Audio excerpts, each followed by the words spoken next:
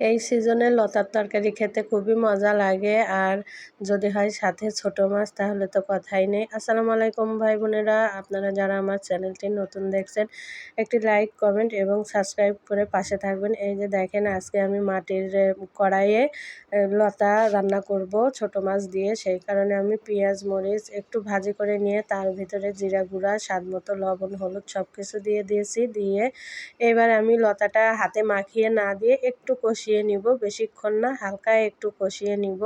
এই যে দেখেন, আমি কিন্তু অল্পক্ষণ কষালাম, আর এইভাবে কষিয়ে নেওয়ার পরে ছোট মাছটা দিয়ে দিলাম। ছোট মাছ দিয়ে একটু নাড়াচাড়া দিয়ে নিব, দিয়ে এখন ঝোলটা দিয়ে দিলাম। এইভাবে যারা লতা রান্না করে খাননি একবার হলেও খেয়ে দেখবেন, খুবই মজা হয়। আরও সামনে আসছে কাঁঠালের সিজন, সাথে কাঁঠালের বীজ থাকলে তো আর কথাই নেই। এই যে দেখেন আমার লতার তরকারির কালারটা কত সুন্দর হয়েছে, মাশাআল্লাহ। আর এই যে কথা বলতে বলতে তরকারির ঝোলটা শুকিয়ে আসছে, আমি একদম যেন লেগে না যায় সেই দিকেও খেয়াল রাখতে হবে।